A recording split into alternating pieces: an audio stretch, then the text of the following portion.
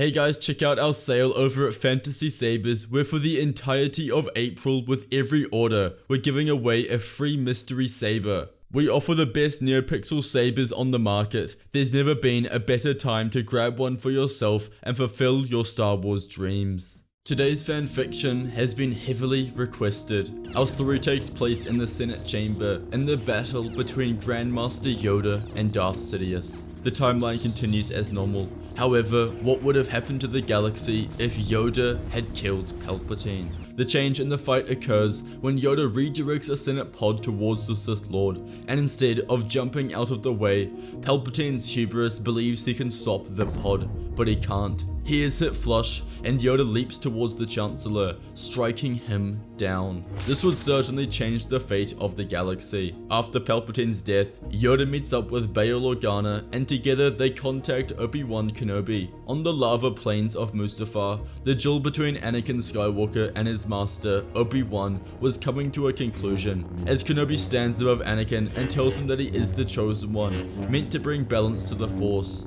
Obi-Wan hears his comlink beep, and he opens the call. It's Master Yoda, who says he has defeated Palpatine. Kenobi returns the same answer, but says he can't bring himself to kill Anakin, that he is his brother. Now this all works in timeline order, because in the original story, Palpatine is able to sense that Vader is in trouble after Yoda had escaped the Senate building, which means that if Yoda had won, he would have had time to contact Kenobi before the end of his duel with Anakin. In the background of the call, Organa and Yoda can hear the Chosen One screaming. Bail didn't like this at all. He and Anakin were friends, and Bail certainly was friends with Padme, whom we now learned is married to Anakin. Obi-Wan pleads with Kenobi to save him, that there is surely something they can do instead of killing him. Obi-Wan waits for Yoda's approval, who reluctantly tells Kenobi to bring Skywalker back alive. Obi-Wan doesn't hesitate, and he rescues his old friend, causing Anakin to not be burned in the lava. From here,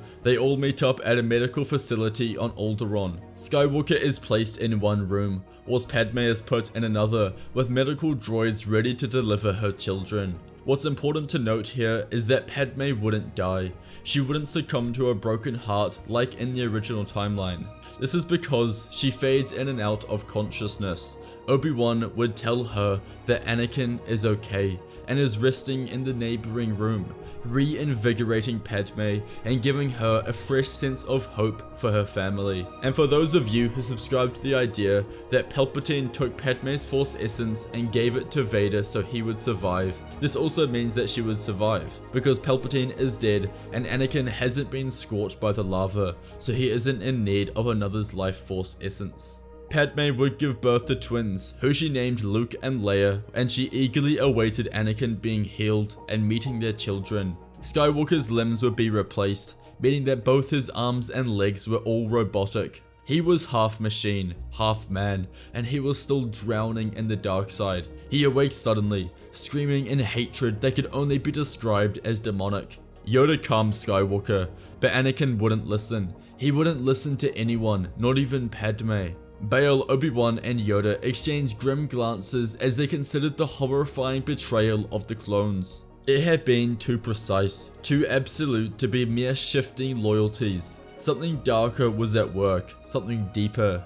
Yoda's ears twitched with the silent contemplation before he spoke. More than orders, this was a command buried within. Obi-Wan nodded, his thoughts grim. Bail stepped forward. Then we need answers. With the galaxy's future hanging in the balance, Yoda and Bail set to uncover the untruth behind the clones' sudden treachery, while Obi-Wan and Ahsoka, who had made contact after escaping Order 66, took Anakin to Tatooine, a place that might remind him of the light he had lost, with no sole chancellor until they could hold an election, sort of like how the Romans ruled with their Senate. Out in the corner of the galaxy, the malicious Maul landed his stolen starfighter after narrowly escaping Ahsoka and the 501st clone troopers. A grin covered all corners of his face as he reflected on how lucky he was. If it wasn't for Order 66, he would be in a Republic prison awaiting trial, but now an opportunity to take the galaxy was his. News of the Chancellor's death was everywhere. Maul is a parasite, and like the true Luke Skywalker, No matter how many times he fails, he always gets back up. He spends the following weeks planning how to get a foothold on the galaxy again. From all his times plotting and being evil, he'd never stopped to consider a world where the Sith and Jedi were all gone, and it was just himself left. He couldn't have imagined that his master Sidious would fail. Maul's hubris truly made him believe that he was the most powerful being left in the galaxy, like it was his birthright to rule. With his plan in motion, the Dathomirian travels to the Trade Federation's command ship. They welcomed him with hesitation, not knowing his intentions. Maul strode onto the bridge, his cloak billowing behind him, eyes burning with an unspoken command. He paused before Centenopith Findos, the newly appointed leader who stood in the shadow of the recently fallen Newt Gunray. Findos' gaze flickered with uncertainty, but Maul's presence crushed any thought of hesitation. As the air froze, everyone around them waited for one of them to move. Maul groaned, pulling for his lightsaber from his belt and leapt forward. As Findo stammered, his hands shaking over his blaster, Maul's speed was ecstatic.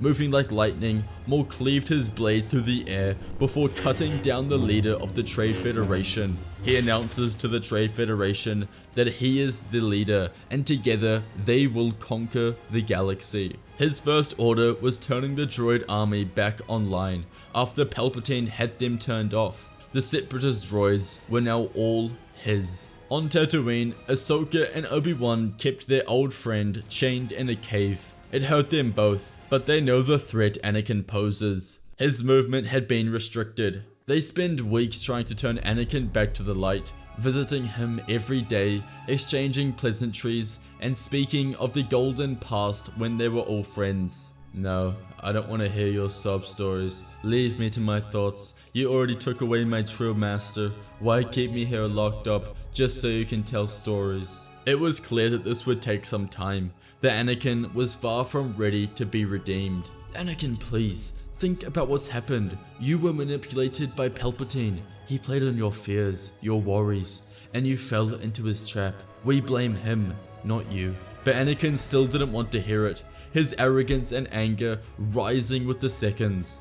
His crimson eyes burned as Anakin tells them to leave. It was lucky that Obi-Wan had Ahsoka with him, as without him, he would have grown into a deep depression. But after a few weeks, Anakin started to slowly speak back to them. He asked where Padme was and why she hadn't come to see him. This was the first thing Anakin had said that showed humanity, and over the following days, Anakin's aggression slowed to a calm demeanor. Being away from negativity and the dark side and surrounded by only light was certainly playing a role in Anakin's mindset. This continued for another few weeks, until Obi-Wan and Ahsoka believed that Anakin was ready to be visited by Padme. This is where things took a major turn for the better. Padme walks into the makeshift prison with tears filling her eyes. She introduces Luke and Leia, and Anakin is shocked beyond belief. He gets to his knees and tries to say hi to his children, but they back away in fear, running back towards their mother's arms. As Anakin looks at Padme shocked, Padme simply says that they need time,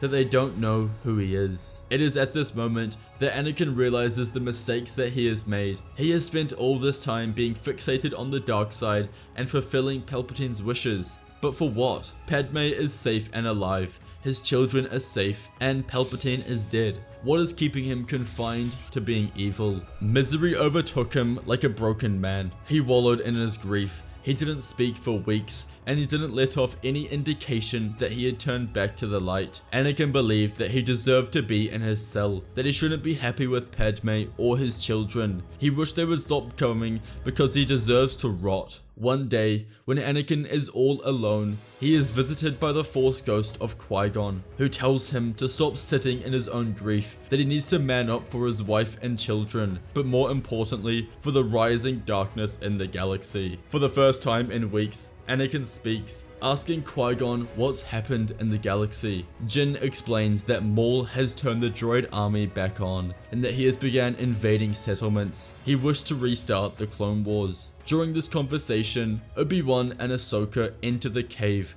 and Kenobi practically faints seeing his old master. But after gaining composure, they learn about Maul and Anakin turning back to the light, and together they all leave and rejoin the fight. Yoda and Bail investigate why the clones betrayed the Jedi and discover the contingency orders on Kamino. The Kaminoans now had nothing to lose. The entire Separatist forces were destroyed, including the Jedi Council, Dooku, and Sidious. When Yoda and Organa came snooping and found documents relating to Order 66, they knew they had evidence they were looking for. With the truth in hand, Bail delivers a fiery speech before the Senate, exposing Palpatine's manipulations. And although Palpatine was dead, and you could argue that revealing this was pointless, Bail being the one to do it pushed him to being the leading contender to take over the Senate as Chancellor, and thus the Senate unanimously elected him as Supreme Chancellor, and he was determined to rebuild the Republic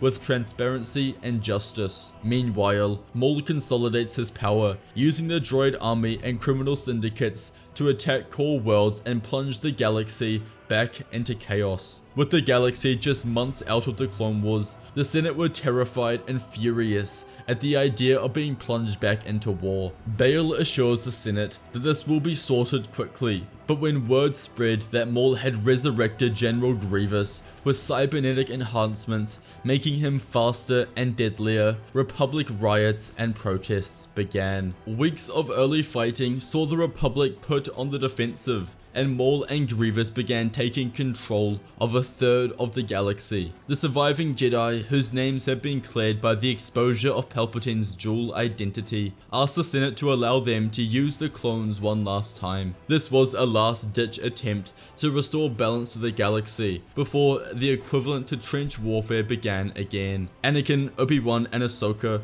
alongside a battalion of clones, launch an assault to infiltrate Geonosis, where Maul has built a massive droid control station powered by a central ship, which is the only way of overriding Palpatine's shutdown command of the droids. The operation had begun, and perhaps one final battle in the Clone Wars. The blockade is met by Bail Organa and Mon Mothma, who coordinate the clone forces. Beneath them, the Jedi and their clone troopers reach Geonosis, returning to the birthplace of the Clone Wars. They were hunting Grievous and Maul. Their deaths would bring about the end of the war. As they entered the facility, they finally encountered some firepower. Anakin surged through the labyrinth corridors, his blade a blur of precise arcs, deflecting crimson bolts into the heart of the droid swarm. Cortosis armored spider droids skittered from the shadows, their razor-sharp limbs slicing through the air with deadly precision. Anakin's lightsaber sputtered against their shields, flickering uselessly as the machine lunged. He twisted aside,